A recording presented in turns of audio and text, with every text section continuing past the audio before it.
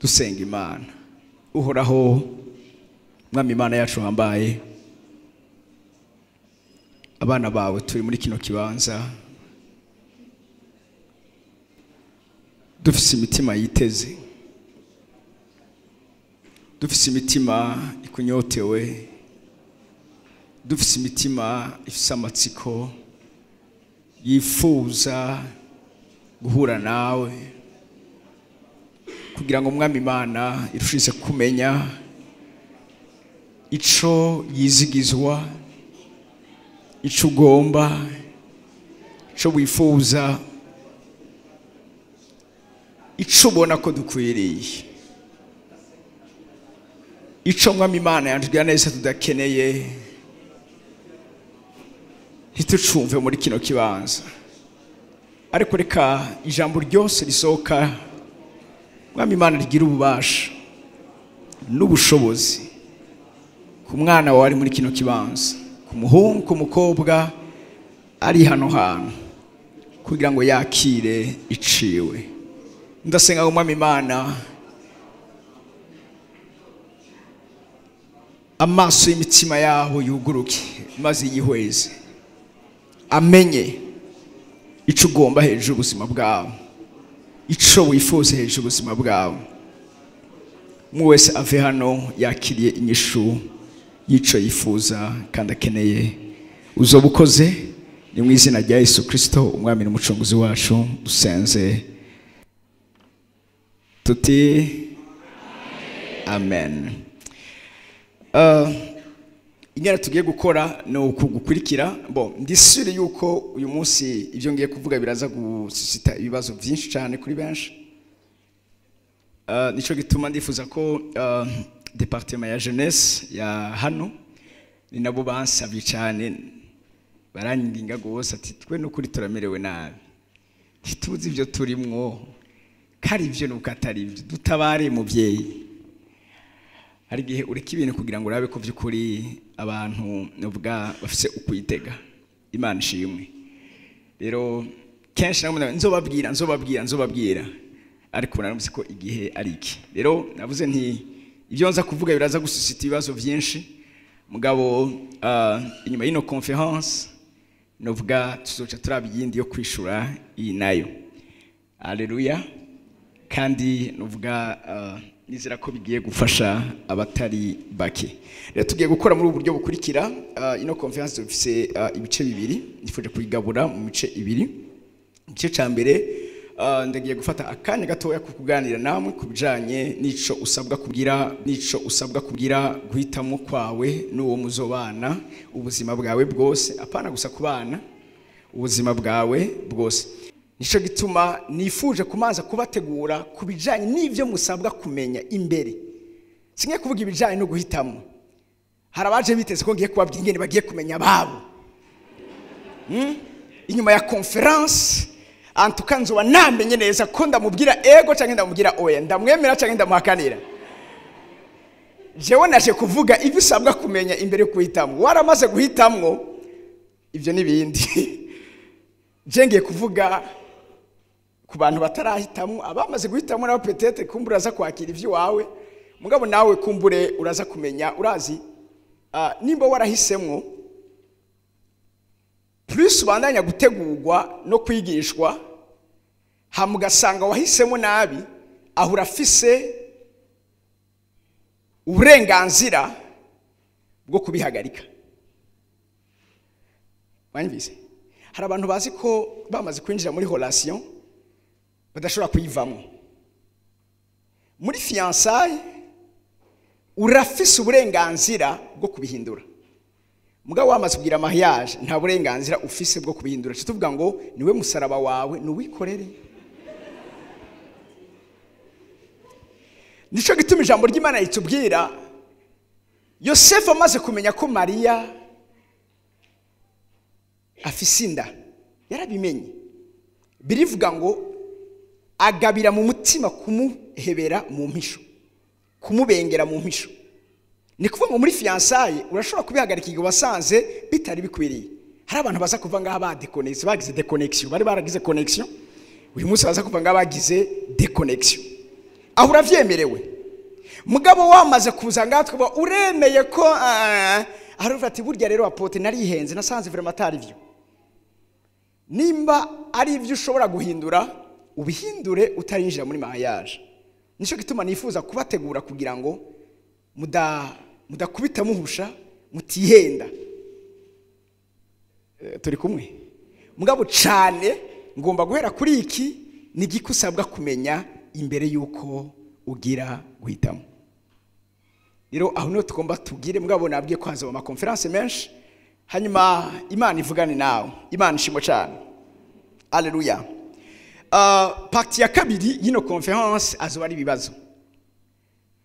Ikijoshe muri conference no kurashobora kubaza. Icyo utazoba watahuye cyangwa peut-être ikindi mugabo ntuze kumbaza ngo none ngo mwavuganye ko muzovyara abana batatu ngaca muvyara bane aho ucubiye uza kumbaza kubijanye na context turimo. Ikibazo kiri out context ico sindashakira. Za kwakira ikibazo gihuye n'ivyo tuzoba twavuze. Mugabo nkuko nababwiye ndabizi ko ibintu nk'ibi ntibihera kandi ntibishoka bica vyoroha tuzogira n'izindi conference zindi. Sivyo? Ego. Ndashima Imana ko ivyo ngiye kuvuga sivyo niza hano. Ivyo ngiye kuvuga sishure navyizemo. Ivyo ngiye kuvuga bivanze n'ivyo nabayemwo ndetse n'ivyo nigishijwe n'umwigisha uwo nita umupahe wanje. Pahe wanje wa mariage umushiri wanje nabizi ni mpwemu yera namwe ndayimubwira. Imbere y'ikindi kintu cyose pahe wanje ni mpwemu yera. Kandi namwebwe uyu munsi ndamubaha vraiment abaparene muri rugendo kuri bamwe batarahitamwo n'abamaze guhitamwo. Turi kumwe n'umupare mwiza cyane. Hari byinshi yanyigishije mugabo nuko yagiye kubinyigisha namaze gukomereka. Uyu munsi rero ndaza kwivuga. Ico gituma naje nzanye n'uyu mwamikazi wanje. Ndaza kubivuga. Kubera ko ndazi ko burya nta bintu umuntu acamwe wenyene. Hari ibyo bibazo kuri kuracamwo kumbaye nabandi bamaze kubicamwo. Amapoto twariye hari nabandi bari barigeze kuyajya. Nabazoyajya. Uravyumva? Ukwihenda wihendera muri mpemu ukagenda ukabwira abantu ngo nkurya ntabizi ko hari wanje. Kumbe sivyo.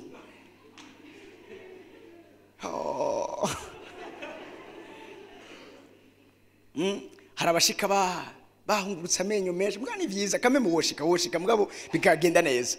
Rero ivyo ngiye kubabwira bigizwe n'ivyo bintu bibiri. Antwe na experience nagize bino muri bimwe vyatuma kare ubundi ni conference ya mbere nkoze kubijanye n'ama topic nkaya. Ubwanje ndi excited kuvyo nanje ngiye kuvugana namwe. Icambere ubwirizwa kumenya niki kintu nise gutegurwa preparation. Amen. Imbere yuko ugira guhitamwo hari ikintu cibanze citwa gutegurwa preparation. Abantu benshi uyu munsi baraneglige preparation. Mugabo si ni a base ya preparation ushobora kuzoreisisa cyangwa ukeshua. Burya rakenda kubwire manque ya preparation ni preparation à la faillite cyangwa à l'échec. Mwavyumvise navuze? Kudategurwa nukwitegurira kunanirwa. Kumva umengo urikwiye ntacyo bafise bo kubwira. Au fait urikura wowe nyene ubwawe preparation ya échec. Sinifuza ko musimbira mu bintu mutazi. Abarundi barayamaze ngo winjira mu ishamba utazi ugaca inkoni utazi. Hari abantu batabafise ubumenyi kubijanye n'ivyo guhitamo. Iyo ageze ko ahitamo agahitamo nabi. Nico gituma iki kintu cha preparation ni kintu ubise ubwambe na mbere no manza kubatsindagiramo. ntiwihute guhitamo, ihutire gutegurwa cyane ku bijyanye n'ukungene uzohitamo. Kandi umviriza abajene ikibagize n'abantu bafise amaraso ashushe bakeneye ibintu biri tiktak. Mugabo urazi ukeneye gushika kure si ukunyaruka, ukeneye gushika kure nuko ugenda bukebuke. Umwe w'umuhindi yaravuze ngo ukeneye kunyaruka wiruke wenyene, ukeneye mugabo gushika kure wirukane n'abandi. Ibijanye na mariage ni marato, si 100 mètres na 200 mètres na 400 mètres, ni 46 kilomètres. Uriruka ugasohoka muri stade. Nico gituma ico kintu kirasabwa kugitegurirwa cyane. Yumve ko ari umuntu muri bimwe abajene uyu munsi bituma bariko barakora amashwa atariyo, ni kubera ko bariko barasiganwa n'abandi. Uwo twiganye asigaye afise nje sigaye nshomereye jenyene. Bana uya na jefo ko nikangura. Apotre Nsengera amaso yanje yuguruke. Umviriza sije kugusengera ngo amaso yawe yuguruke. Haleluya. Ni Imana yo kugura amaso yawe. Nico gituma defwa hari abakozi Imana tubigiramo uruhara mu gushusha abantu. Ibisore vyanje sinziyo biraba. Mwibaze ko muzorongo donc bagapushinga abantu. Uyaye sunikira abantu mu gutegurwa, sunikira abantu apana kwihuta gufata ingingo, ahubwo nyabuna kumanza kumirisa. Turaza kubivuga rero icyo ngiye kubabwira muvyumve ko kirasaba endurance. Endurance nayo iva muri patience.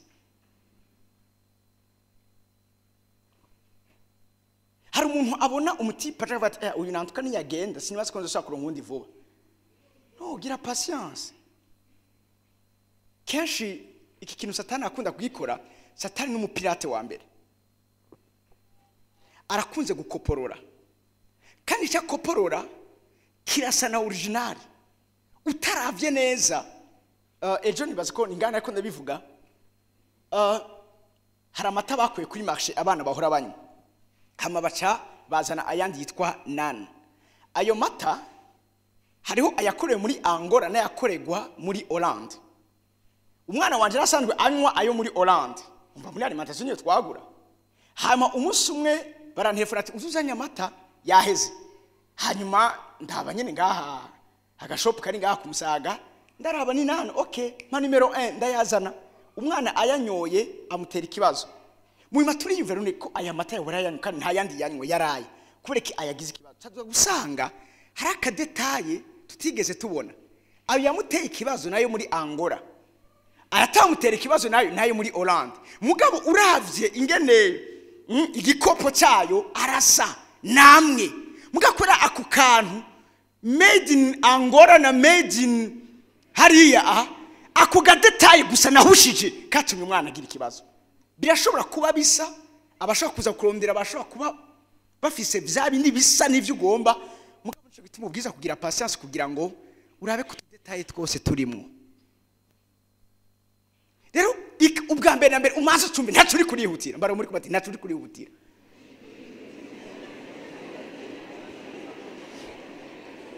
Hamucongera mumbwire uti kandi ntawe muri ko murasiganwa.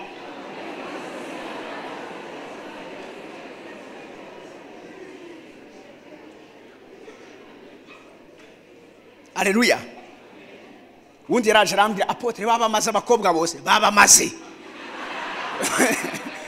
Uviza naho bo bamara harabi Imana yakubikiye, ntugire ikibazo bareke babatwara. Uviza harababitswe rero mwese sinyere bajye bari kuri marché, sinyere ko muzoza guhisamo bari kuri marché, abari ku isoko murabazi. Umuwe rwate ujya frame aranyeretse kari ku isoko.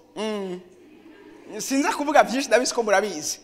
Uramurabwa bati uyu mwaganira ukavuga ati uyu frame ari ku isoko. Ibi biganiro nivyo umuntu ari ku isoko.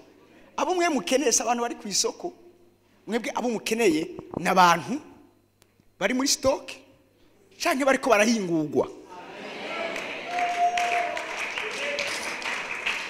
Kandi rero umviriza ivyo nkuze kubwira abajene n'abandi bose birivuga ngo Imana ibwira Nowa ngo injiza ikigore n'ikigabo.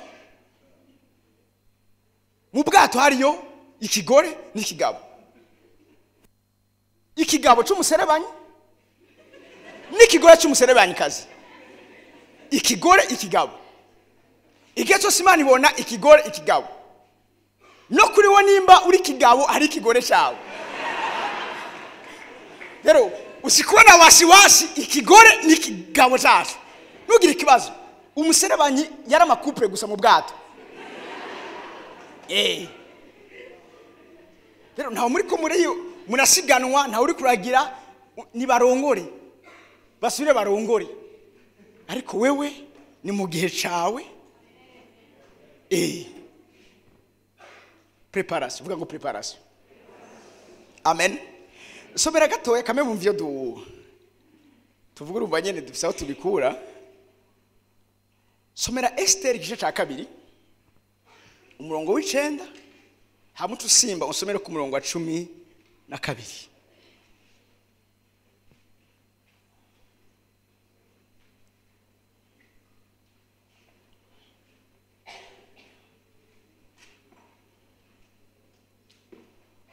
Jesus.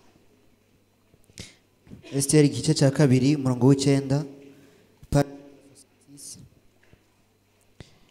Isezerano rya kera haravuga ngo ashima umweme aramutonesha agira umwete wo kumuha ibyo kwisiga ngo ayagayage mu maso, amuha n'igisa yagerewe, amuha n'abakobwa ndwi aturanije mu rugo rw'umwami, aramunguruza abo n'abo bakobwa amushira aharusha ahandi kuba heza muri iyo nzu y'abigeme. Ndashaka muca karongo amushira aharuta ahandi kuba heza muri iyo nzu y'abigeme. Amushira aharuta ahandi kuba heza muri iyo nzu y'abigeme. Ndasubiramo. Amushira siwe yahishize. Uwamutegura siwe yahishize. Uwamuprepara kuja guhura n'umwami amushira muri preparation. Turashigwa aharuta ahandi kuba heza munsu y'abandi bameze nkatwe. Enda kubwira ikintu kimwe, nutabutandukanye n'abandi uzoba mu bidatandukanye n'abandi. Nutabudatandukanye n'abandi uzoronka umutipe adatandukanye n'abandi. Mugabo ni waba utandukanye n'abandi n'ivyawe bizoza bitandukanye n'abandi. Siniko turi kumwe? Turi kumwe? Wewe urakubagana urikaguruka arabeba ushaka ko Imana iguha umukozi w'Imana ntibikunda.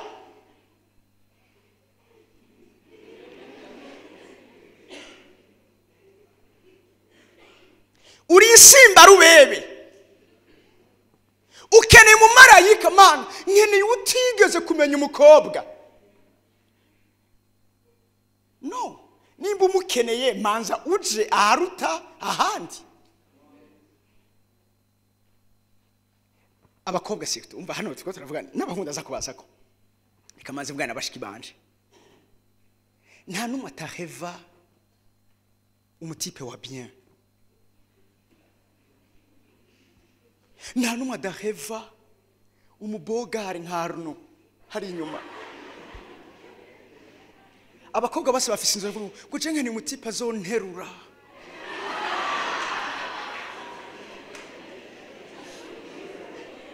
Uyu munsi amairizo mufise ndagiye kuyabamara. Okay, reka ndabatwense gatoya. Mu gihe cyacu kandi twari mu ikango ridasanzwe ngaka umusaga. Hama umunsi wese ko turaganira urabona nyene ibigano nk'ibi ntibibura. umukobwa umwe turamubaza none wowe ushaka umutipe ameze gute arambwira ati umviriza je umutipe nkeneye singene umutipe w'inzobe kandi singene umutipe yirabura nkeneye umutipe afise po chocolat au fait apima imetero zibiri hanyuma afise gabari imeze gutya au fait shaka aratubwira tuzavuga icyo twakonkiwe nuko uwo muntu puro moma ntabaho tuyobegwa ko Imana izomu uri mwisi hari umuntu akudekivira umuntu kavuga iyo dabaraka nawe nyine navuze ngo po chocolat gufite ngo atari gufite chocolat uko badone deja ngira niho uzomwiremera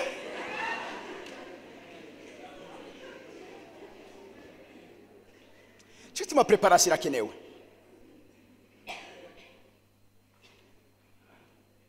Bibiri ivuze ngo amushira ufite iyo umuntu agivuga ibintu nk'ivyo n'umuntu atarahashigwa ahantu iyo washizwe ahantu ufite se wovuga uvuga icuri ashaka agomba kuvuga mbabwira ikintu kimwe ndazana miranje tumwe ubundi kuba atarahita mu mureke Imana izobahitiremo kuko eraba kare narinzi reka ndabitangu reka ndabigire ko sivyo jewe madame arabizi tucaruka sindi nyingisho twarumvise tubwira ngo Imana izokwigera iguha ubudashaka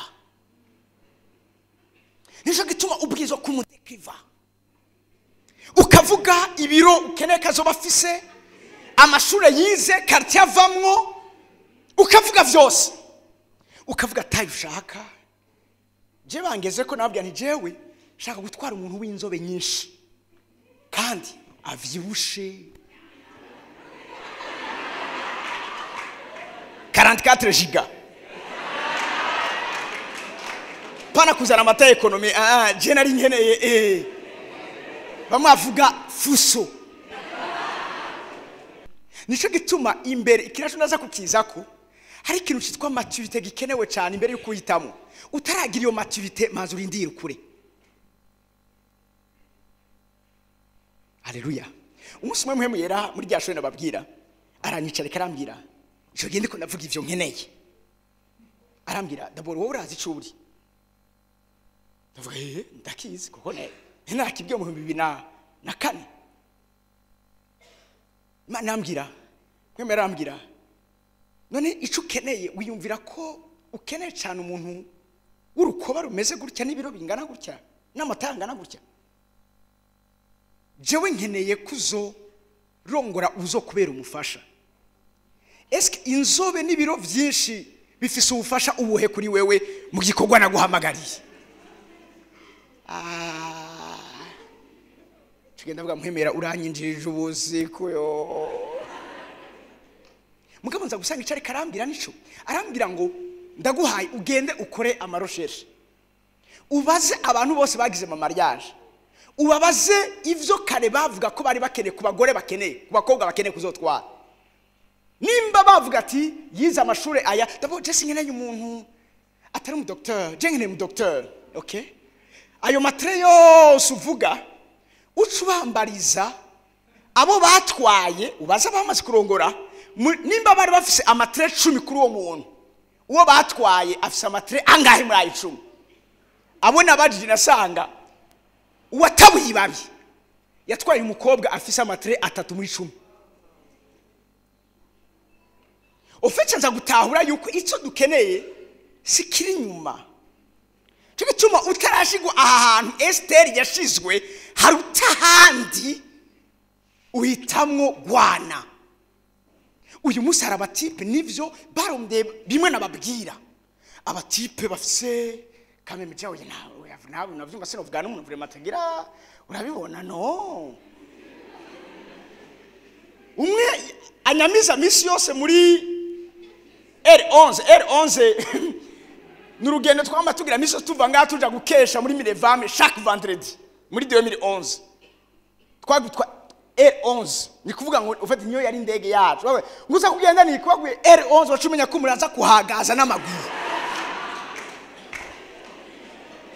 rero mukwaguye ati no Jesse ngene y'umuhungu yama anyamiza muri R11 ya no ya abandi kubera ko bakuriye mu mafamiye peut-être bafise ivyo bari bakenye agaca yifuza ko azotwagwa n'umuntu enda kubwira si tukubakobwa utarashigwa aha hantu uzokwiyumvira ko uwo muntu ukene azoza kuguha ivyo wabuze mu muryango wawe ariko icambere umuntu akeneye si by'inyuma iwanyu nimba mwari mukene ukeneye umuntu atunze je ndashima Imana none sinababwiye ko nza kwivuga ndashima Imana ko nagize guhitamwo mu gihe gikwiriye atacu mfise umunsi umwereka ubutsinnya kubivuga ntani mpuzu narakorera Imana kandi akubwire nta dayimoni yampagarara imbere amavuta nari mfise ico gihe yarateye ubwoba mugabo hari bitari bihari umunsi umwe akamabona nja kumuraba nambaye ipantaro imwe hamara afise ipantaro yari yaguze nziza mugabo y'abahungu yahora yambara sometimes hamusi umwe arambira nari nifuza kuguha ayimpaye sinayanse muri bimwe twigishwa nk'abakozi b'Imana nta kwanka umugisha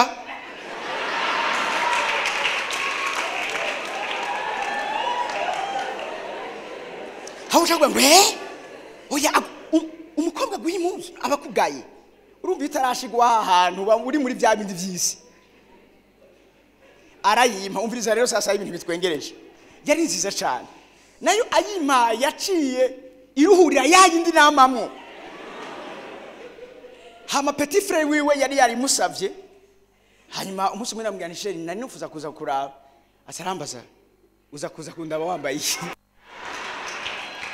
ndambwira nti kubera arambarira nimbuza kuza wambaye yapano naguwa petit frère ari muhira yari yarayisavye ndayimwima hamwe yobona ari wowe yambaye byo havaye mubabaza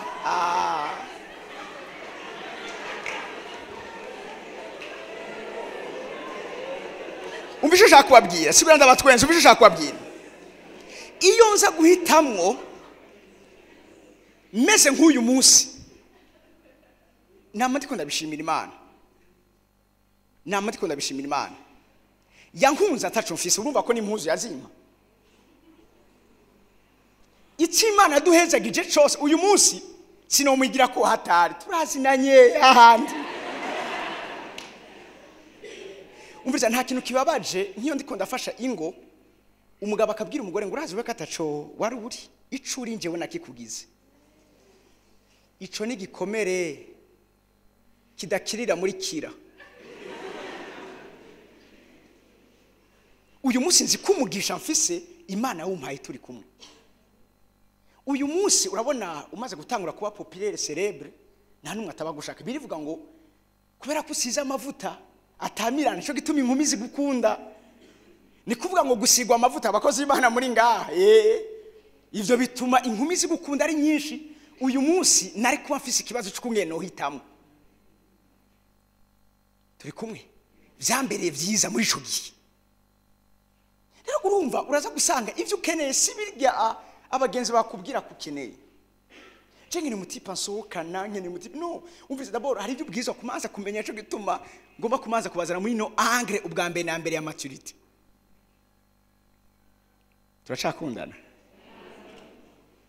Esiteri bamushira mu kibanza kiruta ahandi ngo munzu yabigeme mwatsi kico gihe bari babazanye bava mu province atandukanye bose bari baje kugira ngo umwami azahitemwe umwe muge imbere ko umwami ahitamwe wamaze kwakorera preparation faza kwivuga mu mwami imbere Esteri kubera ko yagiriwe ubuntu icambere ukeneye ndasenga Imana ishira ubuntu hejuru ubuzima bw'iwawe ubu buntu buri hejuru ubuzima bw'iwawe nibwo bugusunikira muri iki kibanza abandi batarimo cyo gituma namatiko urabona sinoja ngaha ngo ndabirate ko je nari umuntu w'imwemu sha nabakubwira ngo je ndi w'imwemu mbona byose umviriza ico cyose wibaza ko waheshejwe n'ibikorwa byawe uribesha mwami muzi ko ico dushobora kuba cyose cyangwa dushobora gukora ni kubw'ubuntu bw'Imana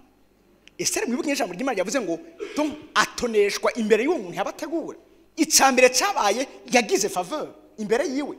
Bica bituma atamushira mu bandi. Amukora ibi special kurusha abandi. Atamushira n'ahandi hantu. Ahantu hene tuza kumara umwanya tuvuge kuko aha niho rero ibi nibiba ku mukobwa gusa biba no ku muhungu.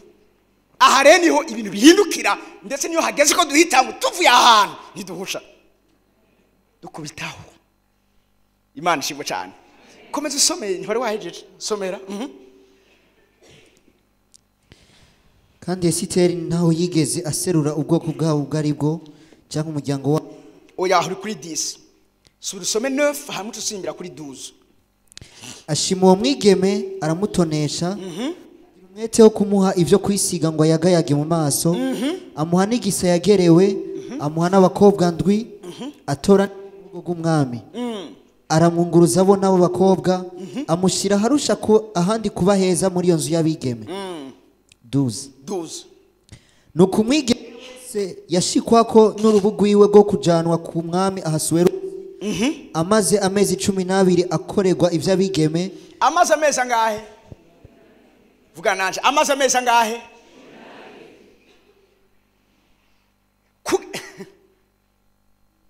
Okay.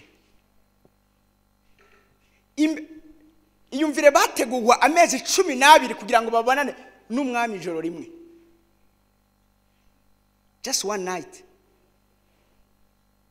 Amezi 12 ya preparation. No, umvirize ntibavuze kugira ngo baje kubana. Kugira babonane.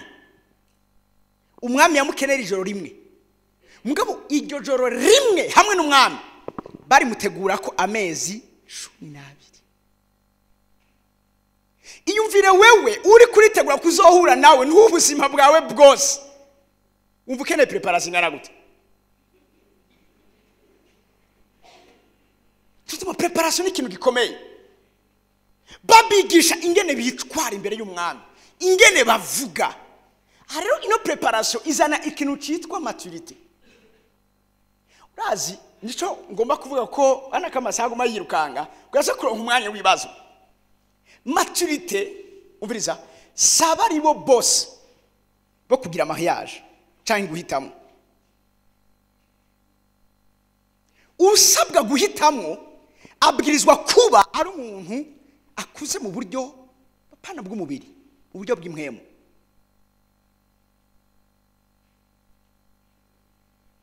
Gukura mu buryo bw'impwemo buguha kubona ibintu bitandukanye no kumwe nabandi babibona. Biguha kumenya ubwambe na mbere icyo ukeneye. Nikibwiza guhabwa agaciro kuruta ikindi. Bamwe baha agaciro kwambara, mugabo kwambara urazi. Ibi umuntu wese arabicamo. Hari gihe wumva ndi umwana nari nzi ko umunsi nakoreye amafaranga ikintu ca mbere nzokora nzokwisororera maka. Ifana twayinywa gake muhira haba iminsi mikuru kanaka ntavuze kuko murazi ko namwe ariko byari biri kuri benshi. Nari nkaniye ko umunsi naronse amafaranga ikintu ca mbere nzokora nzokwigurira amafana mana yanje. Iyo uri umwana hari amahitamo ugira n'ibintu wibaza muga atari byo ukeneye mu buzima bwawe. Cyo gituma hari abakobwa bibaza ko mariage ari nka Ricardo na Marina. Abantu mvuze murabazi. Hari Romeo na Juliette. Jengene uyu mutipe misoso ya Marika arambwira poeme. Umviriza uwo ntawe uhari. Kuko nimba yo kwa Marika yakubwira ama poeme nta kindi afise akora. Urakene umuntu akubwira imigambi akubwira tuzina amakuru. Reka dukora ino business nayo. Reka dukora iki naco. Mugabo kubera uri umwana ukeneye poeme jengene umuntu mvura ya mapoeme nyine mwari ahima. Uri umwana. Urakeneye gukura. 12 mois de préparation. Areni kwa ngo bariko bakuramo agafyinyi. Kuko bari bagiye guhura nawe yari umuntu hadasanzwe. Turi kumwe. Uzohura nawe umenye ngo umuntu hadasanzwe. biragusaba preparation kandi wowe wibuke wowe n'ubuzima bwawe bwose ariko ubabona nijoro rimwe. Maturité iguha kugira ivyumviro biri équilibré, kumenya ko hari ibihe bitandukanye mu buzima, hari ibihe byo kururanirwa, hari n'ibihe by'ibibazo. Abakino gihe rero sasa urunganwe rwa confession, urunganwe rwo kwatura. Oya jewe nta bibazo. Iyo ndiko ndumva bavuga gutyo ngo je nta bibazo mpura navyo kandi nta nivyo nzo kwigira mpura navyo, iyo ndakwitegereje mbona uri umwana. Kuko ibibazo ni bimwe bigize ubuzima bwacu. Ije twaravuga muri ko muravyumva.